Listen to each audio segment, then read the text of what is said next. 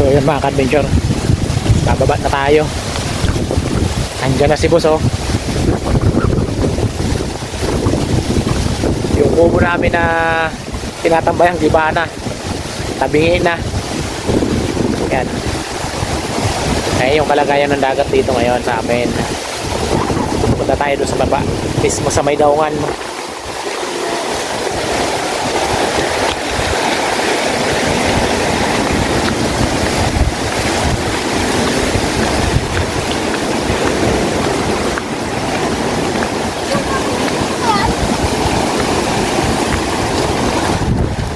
Napakalakas talaga ng hangin.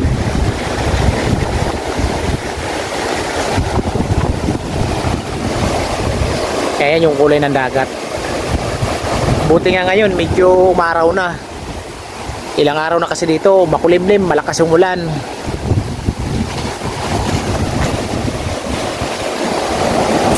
At ito naman yung kubo namin ni Totol.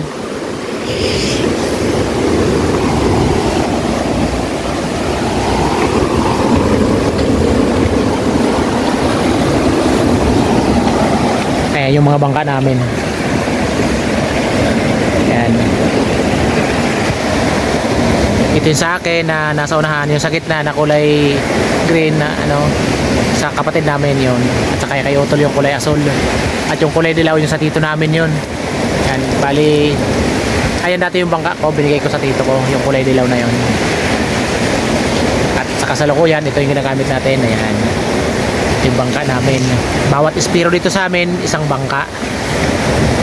Ayan, isang ilaw, may ilaw. Bawat bangka dito sa amin may ilaw. Diba kasi yung style namin sa pamamana, hindi kagaya sa ibang lugar na yung mga espiro totally nakalangoy lang. Kami iba, nakasakay kami sa bangka. Yan, nakadapa lang kami dyan sa may taso. Papakita natin.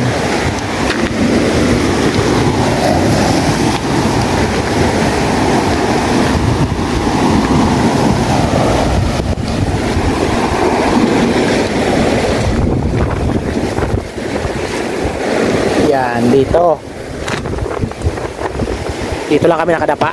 Yan, habang naghahanap kami ng isda na papanain yung bangka natin.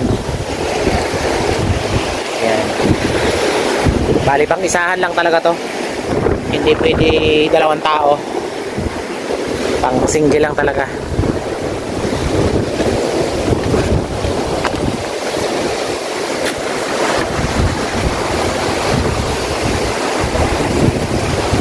Sana lumabas na yung bagyo para tumigil na itong malakas na habagat.